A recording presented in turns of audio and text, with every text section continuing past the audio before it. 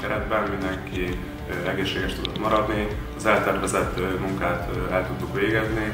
Ahogy említettem, mindenki a vezetőedző rendelkezésére áll, ez nagyon fontos. Nyilván kemény volt a felkészülés, ahogy szokott itt lenni, de most már a bajnokság közelettével most már frissítésen volt a hangsúly, ez is megvalósult, véleményem szerint készen állunk a bajnokságra. Mindenképpen nagyon vártam, nyilván egy profi focista a tétmeccset jobban szereti, mint az edzőmérkőzést, ez nálam is így van, kimondottan várom.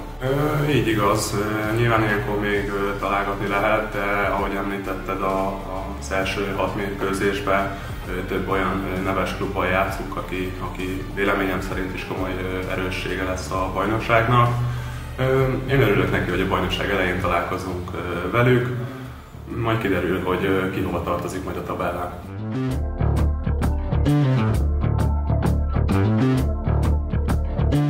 Ugye a Szeged most már hosszú évek óta a bajnokság élmezőnyébe tartozik.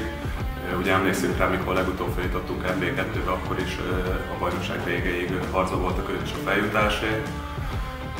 Ugye nálunk volt egy edzőcsere, ismerjük a ellenfél vezetőedzőjét is, ugye már régi motoros, hogyha lehet így fogalmazni, készülünk a Szegedből.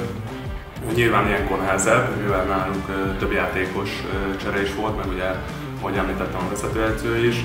Ilyenkor mennek még a hivatalozások, nyilván első forduló, még nagyon nem lehet készülni az ellenfélből az előző meccsek alapján.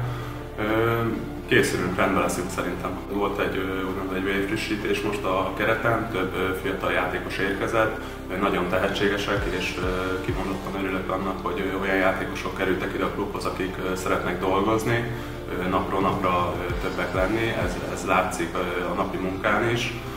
Nagyon jó az egybeleg, ugye, maradtunk mi rutinos játékosok a csapatgerinccel, és mellettünk vannak olyan fiatalok, akiknek akár komoly jövőjük is lehet.